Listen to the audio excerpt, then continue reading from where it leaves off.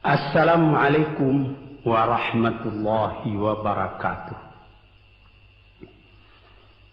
Para pendengar dan peminat kaset yang tengah diputar ini, saya menyatakan rasa bahagia, rasa syukur kepada Allah dapat menyampaikan dakwah saya ini sekarang dengan kaset. Moga-moga dapat tuan-tuan putarkan, tuan-tuan dengarkan ketika tenang-tenang dengan anak-anak di rumah, atau ketika naik mobil, di mobil-mobil yang dapat memasang kaset dalam perjalanan yang jauh, sehingga kecapean dan kepenatan dalam perjalanan pun hilang karena mendengarkan suara ini. Yang akan jadi cerita saya pada hari ini adalah apa yang pernah kejadian di zaman Nabi kita Muhammad sallallahu alaihi wasallam. Di dalam riwayat ada diceritakan bahwa pada suatu hari, kira-kira pukul 9 pagi sepenggalah matahari naik, Rasulullah sallallahu alaihi wasallam berjalan dari rumahnya, dari biliknya, menuju ke dalam masjid beliau yang mulia di Madinah. Ketika itu biasanya ada juga orang yang sembahyang di masjid, sembahyang sunat duha. Tapi umumnya masyarakat sudah keluar dari rumahnya pagi-pagi, bekerja menurut bidang masing-masing. Yang pergi bertani, yang pergi berniaga, yang pergi mengembalakan unta atau kambingnya. Tinggallah beberapa orang saja. Beliau lihat di sudut masjid ada satu orang pemuda sedang duduk tafakur termenung. Mukanya kelihatan muram saja, menunjukkan kesedihan yang terpendam di dalam hatinya. Rasulullah mendekat kepada pemuda yang tafakur itu. Setelah dilihatnya Rasulullah datang, dia pun menengadahkan muka. Rasulullah pun bertanya, "Mengapa di saat begini engkau duduk tafakur dalam masjid?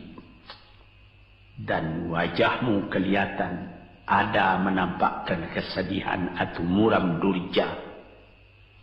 Apakah yang engkau derita sekarang ini?" Jadi pemuda tadi menjawab, "Hazanun lazimatni ya Rasulullah wa duyunun." Artinya, aku ditimpa duka cita ya Rasulullah karena utang. Rupanya orang ini berutang. Utang telah lama, janji sudah dekat, persediaan buat membayar belum ada. Itu yang saya menungkan di sini ya Rasulullah. Dengan senyum Rasulullah menjawab, "Sudikah engkau kalau aku ajarkan kepadamu suatu bacaan? Apabila bacaan ini, yaitu berupa doa, engkau baca pagi-pagi, dan nanti petang-petang pun engkau baca pula dengan hati khusyuk, insyaallah hutangmu itu akan terbayar." Tentu pemuda tadi dengan besar hati menjawab, "Tentu ya Rasulullah. Aku senang sekali kalau dapat engkau ajarkan kepadaku apakah doa itu." Lalu Rasulullah membacakan, mengajarkan kepada pemuda itu doa ini. Inilah yang akan saya bacakan pula, mudah-mudahan kita semuanya dapat pula mengambil bacaan ini menjadi bacaan kita. Kita baca pagi, kita baca petang. Apa bunyinya? Allahumma inni a'udzubika minal hammi wal hazani. Wa a'udzubika minal ajzi wal kasli. Wa a'udzubika minal bukhli wal jubni. Wa a'udzubika min ghalabati daini wa qahrir rijal. Sebelum kita uraikan atau kita tafsirkan artinya satu demi satu, baik kita artikan secara keseluruhan lebih dulu. Artinya ialah, ya Tuhanku, aku berlindung kepada Engkau daripada ini. Lalu disebut 8 banyaknya. Yang pertama, aku berlindung kepada Engkau daripada duka cita, daripada kesusahan dan duka cita.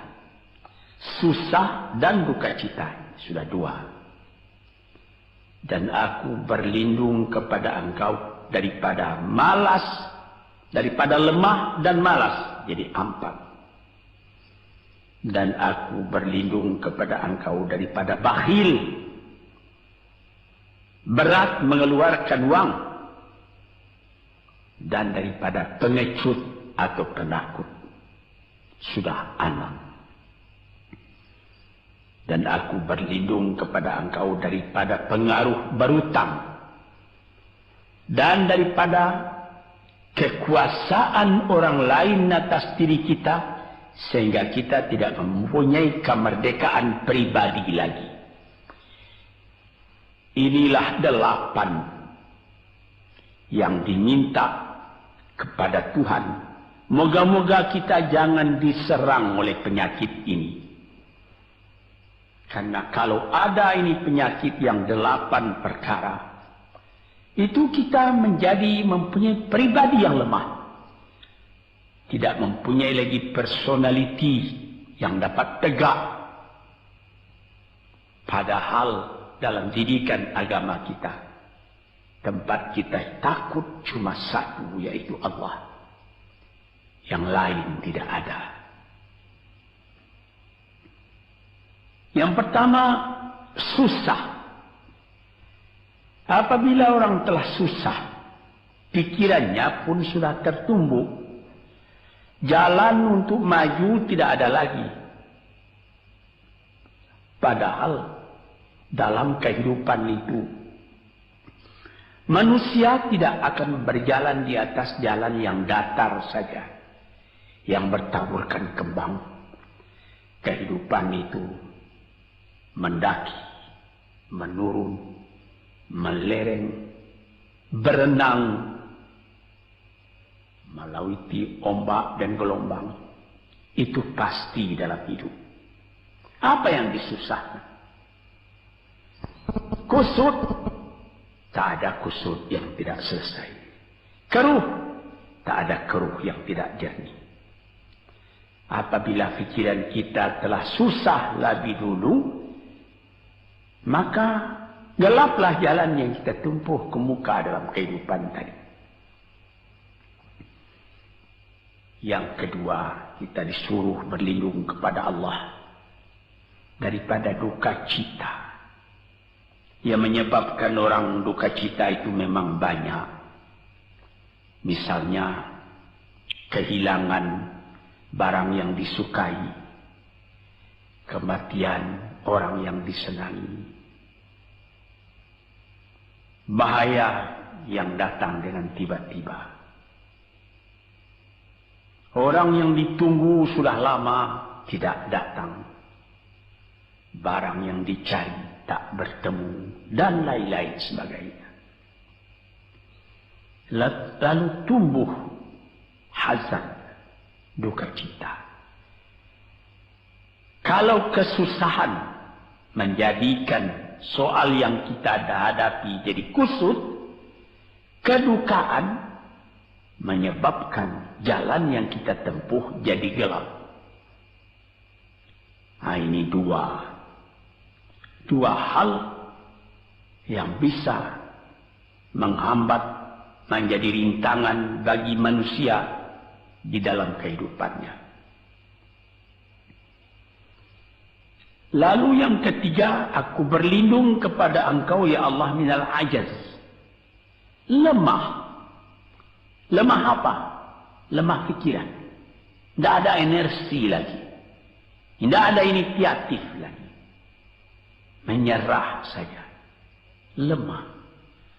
Belum dihadapi suatu soal, hati lebih dulu sudah lemah. Merasa itu soal terlalu besar. Padahal kalau dihadapi, tidak ada kusut yang tidak terselesaikan. Tidak ada keruh yang tidak terjadikan. Yang lebih berbahaya lagi. Yang keempat, apa? Malas. Kalau sudah malas, apa yang akan dikerjakan lagi? Kita duduk saja termenung-menung dalam kemalasan. Lalu angan-angan banyak, cita-cita mati. Angan-angan hendak terbang, padahal sayap tidak ada. Angan-angan hendak mempunyai ini, hendak mempunyai itu, hendak mempunyai Mercedes-Benz, hendak mempunyai rumah besar. Tapi ikhtiar tidak ada. Sebab itu ada pepatah dari orang tua-tua kita di zaman dulu. Dikatakannya, mati, ini di zaman penjajahan dulu nih. Mati Belanda karena pangkat katanya. Mati Cina karena kaya katanya. Mati Keling karena makanan katanya. Mati Melayu atau Indonesia karena angan-angan. Ini dia. Angan-angan karena malas saja, berangan-angan. Tapi malas. Jadi tidak jadi. Dan itu membentuk juga kepada diri kita. Orang pemalas itu jalannya lunglai saja, matanya muram saja, tak jauh dia memandang. Ini penyakit. Itu 4 penyakit. Lantas dikatakannya lagi yang nomor 5 dan nomor 6. Wa a'udzubika minal bukhli wal jubni. Dan aku berlindung kepada Engkau daripada bakhil dan pengecut. Ini lebih berbahaya lagi. Dikumpul-kumpulnya harta banyak-banyak. Maksudnya tadi hendak menguasai harta itu. Lama-lama dengan tidak disadarinya, harta itulah yang menguasai dia. Dia menjadi bakhil. Siang malam tidak ada kesenangan, cuma sibuk cari uang.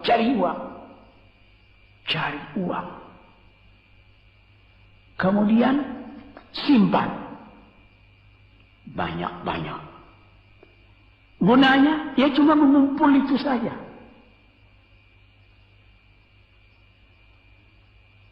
Akhirnya berapa banyaknya orang yang mengumpul harta banyak-banyak, faidahnya tidak didapatnya.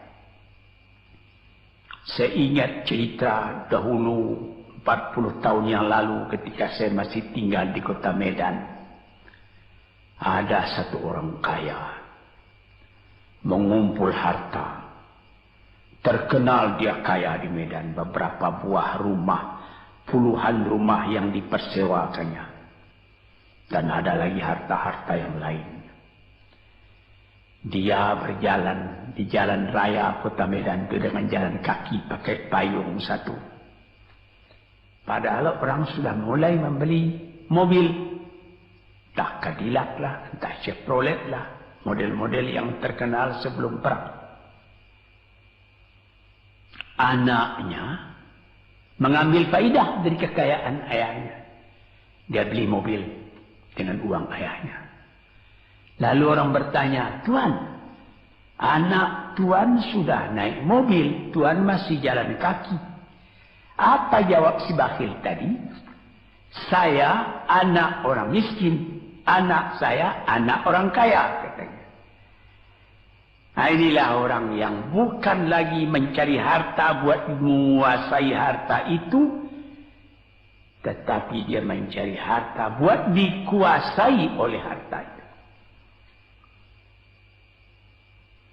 Yang nomor 6 lebih jahat lagi. Apa? Jubun, pengecut.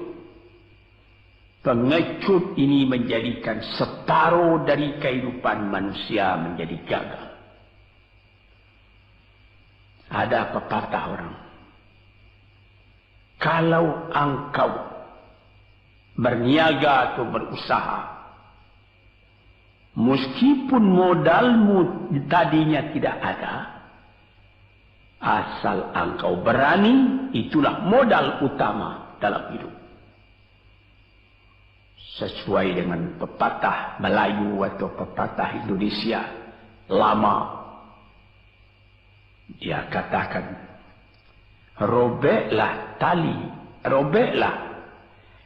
putuslah tali layang-layang, robek kertas tentang bingkai. Hidup jangan mengepalang, tidak kaya berani pakai. Hidup jangan mengepalang, tanggung-tanggung jangan. Tidak kaya berani pakai. Keberanian itu adalah modal.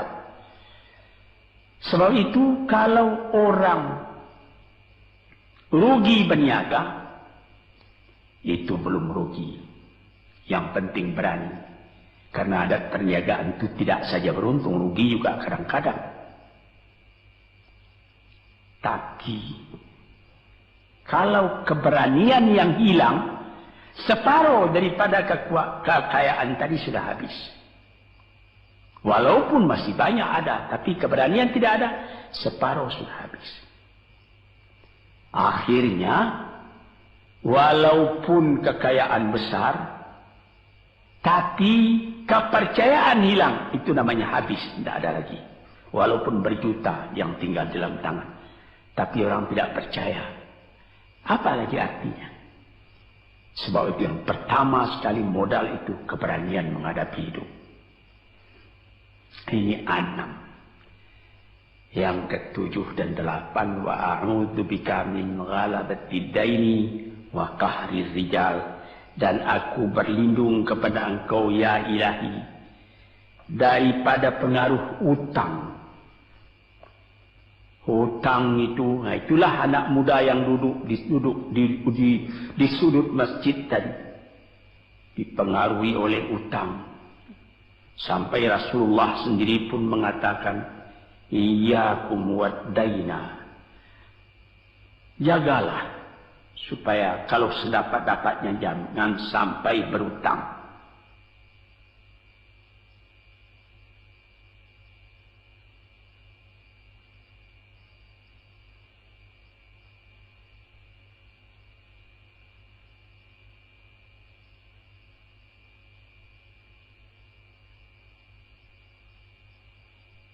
Bisa juga berutang kalau keberanian tidak ada, dan berani itu membuka jalan buat mencari bayarnya.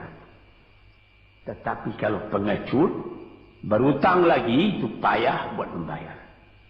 Sebab itu Nabi mengatakan, iyyakum wad-daina, saya akan sedapat-dapatnya elakkanlah supaya jangan berutang. Fa innahu hammun bil laili wa mazallatun fin nahari. Hutang itu susah pada malam hari, mata tidak mau tidur. Dengan apa imbangan hutang tadi, berapa utang, berapa yang akan diterima, sehingga mata tidak mau tidur malam itu memikirkan hutang. Akhirnya mazallatun fin nahari, kalau siang hari badan berasa hina, tak berani keluar dari rumah. Kota Jakarta yang begitu besar, bersilang siur, jalan-jalan raya, jalan Tamrin, Diponegoro, Imam Bonjol, Cut Mutia, dan lain-lain nama jalan. Ada orang yang jalan itu bertambah lama, bertambah kecil jumlahnya.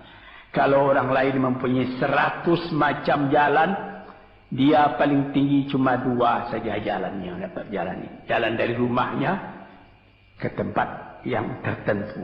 Ke lain dia tidak berani. Kenapa? Karena ada tempat dia berhutang. Jadi dikatakan dalam hadis itu, orang berhutang malam tak mau tidur, siang malu sama orang. Takut akan ditanyai, takut akan dicari. Ataupun dia berbenam di rumah, datang orang menunggu piutang. Dia bilangkan kepada pembantunya atau kepada anaknya, katakan bapak tidak di rumah. Anak yang tolol atau pembantu yang tolol menjawab, mana bapak? Dia suruh bilangkan bahwa bapak tidak ada di rumah. Kata anak tadi, betapa susah. Lantas yang nomor 8, wa qahrir rijal. Kita tidak mempunyai lagi kemerdekaan diri buat menyatakan perasaan kita. Karena kita segan kepada orang. Kita terlalu banyak berutang budi kepadanya. Kita terlalu banyak mendapat hadiah daripadanya. Kita terlalu banyak dan lain-lain. Sehingga mulut kita jadi tertutup, tak dapat bercakap lagi. Ditekan oleh hutang budi kepada orang tadi. Kemerdekaan diri tidak ada lagi. Inilah 8 perkara yang ditunjukkan oleh Nabi Sallallahu Alaihi Wasallam kepada pemuda yang duduk tadi. Dapatlah kita mengambil pedoman dalam kehidupan kita sendiri bahwa yang amat penting lebih dahulu ialah kemerdekaan jiwa. Kalau sekiranya di dalam negara yang telah merdeka kita sama sekali menyorakkan, meliuk lambaikan kemerdekaan di mana saja kita pergi. Tapi banyak orang yang lupa negaranya telah merdeka, dirinya sendiri telah menjadi terjajah. Bukan Belanda, karena Belanda sudah lebih 30 tahun pergi meninggalkan negeri ini. Dan bukan bangsa yang lain, tapi penjajahan yang datang daripada sifat-sifat yang lemah yang kita katakan tadi. Kesusahan. Kalau kesusahan kita perturutkan, jalan yang kita tempuh menjadi buntu. Kita tak tahu lagi kemana akan pergi. Susah. Pagi susah, malam susah. Sehingga kusut benang itu tak tahu lagi jalan keluar.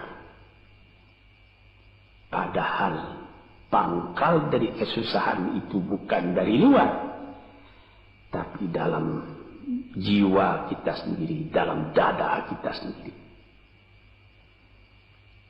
Yang kedua, dikatakan duka cita.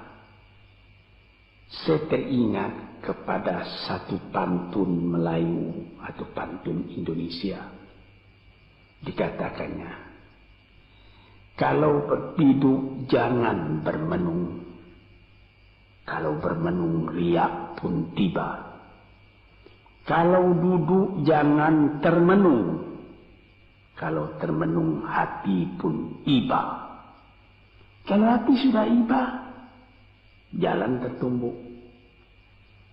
Sampai ada juga pepatah nenek moyang kita, hati yang marah mendorongkan, hati yang iba menjauhkan. Sebab itu haruslah kita bersedia membesarkan jiwa kita sendiri.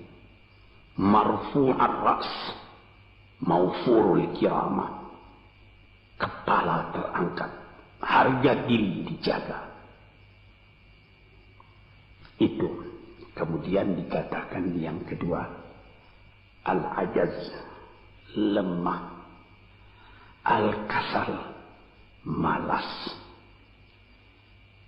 Kelemahan ini juga ada yang karena penyakit. Kenapa lemah saja? Kenapa tiap-tiap pekerjaan yang dihadapi pesimis yang timbul sehingga timbul malas? kalau perlu kita pergi kepada dokter, terutama psikiater. Kita tanyai di mana segi kelemahan ini. Karena kelemahan jiwa, kemalasan, malas dan lemah itu dari jiwa pangkalnya.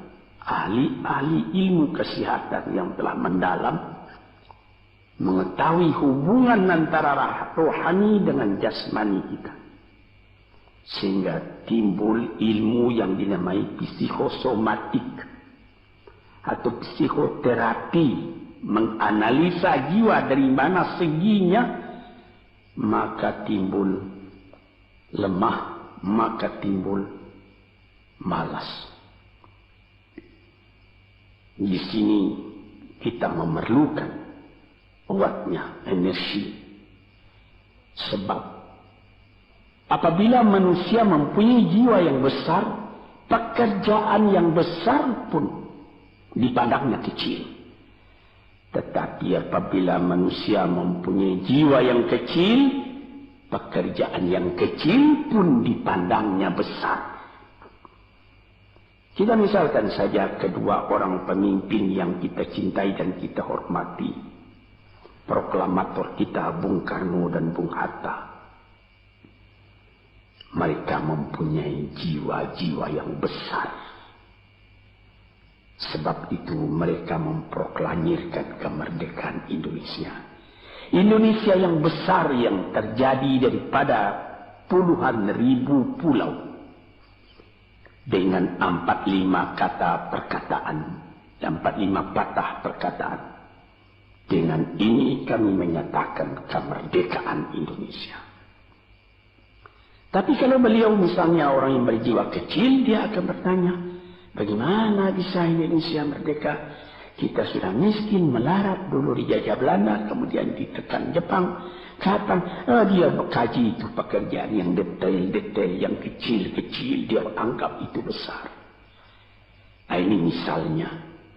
Maka orang-orang yang ajaz, yang lemah, atau yang kasar, yang pengecut, yang pemalas, tidak dapat mengerjakan pekerjaan yang besar-besar. Nah, kemudian yang kelima dan keenam, wa a'udzubika minal bukhli. Aku berlindung kepada engkau daripada bakhil. Menerima mau banyak-banyak, mengeluarkan paling sedikit. Dia anggap, sebagaimana saya katakan tadi, tadinya dia menguasai harta. Akhirnya dengan tidak disadarinya, dia yang dikuasai oleh harta. Akhirnya orang yang begini kerjanya cuma mengumpul-ngumpul harta saja. Kumpulkan harta banyak-banyak, kemudian Tuhan memanggilnya kembali ke akhirat, mati, tidak ada harta tadi yang dibawanya. Tinggal menjadi perselisihan di antara anak dan cucu. Di hari-hari yang pertama, anak tadi menangis. Ayahnya telah mati. Tapi di hari yang kedua dan ketiga, dia tidak menangis lagi. Dia berpikir, di mana kunci ditaruh ayah? Di mana simpanan ayah? Berapa peninggalan ayah? Lalu dia berkelahi. Anak tadi. Nah ini, karena si ayah tadi bukhul, bakhil. Nikmatnya orang lain yang merasai, dia sendiri sengsara diperintah oleh hartanya itu. Apatah lagi yang keenam, jubun, pengecut. Dia berjalan siang, dia berjalan malam hari. Kelihatannya olehnya pohon kayu bergerak-gerak. Disangkanya itu hantu. Dia lari terus. Bertambah lari, bertambah takut. Akhirnya dia pingsan karena sudah lari itu. Dia tidak ada apa-apa oleh orang yang berani.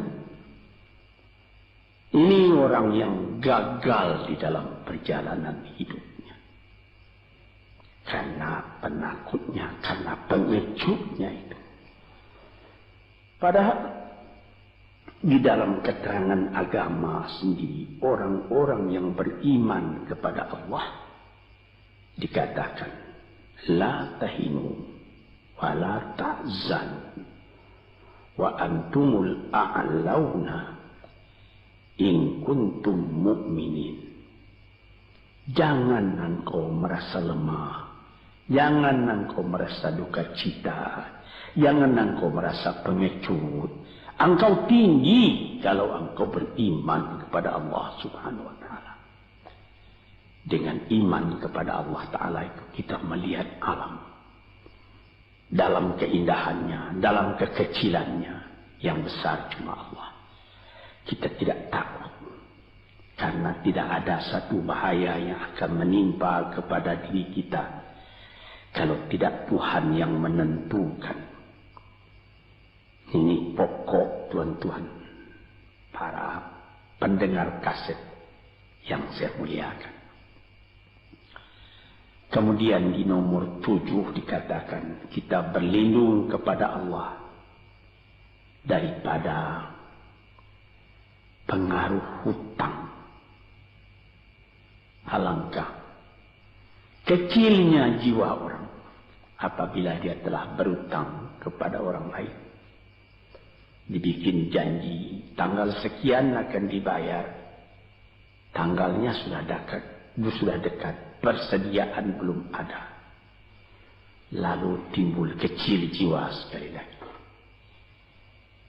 Apatah lagi qahri rijal yang nomor 8. Yang ke-8 sebagaimana telah kita uraikan tadi ialah qahri rijal, pengaruh orang lain kepada diri kita sendiri.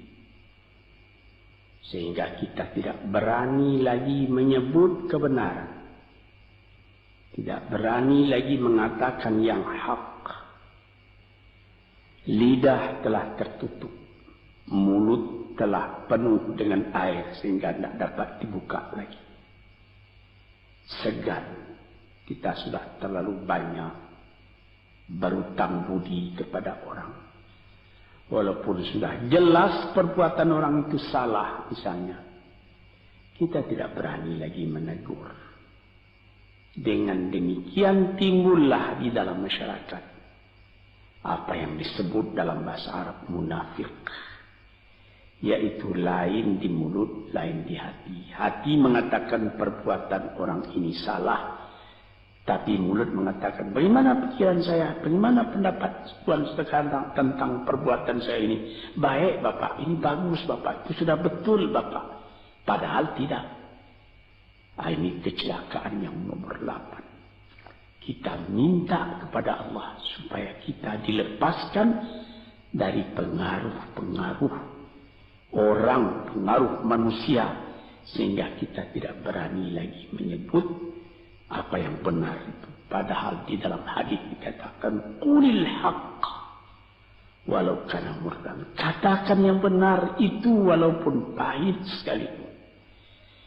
Ini murah menyebutnya, tetapi kalau jiwa sudah tertekan tidak berani menyebutnya lagi.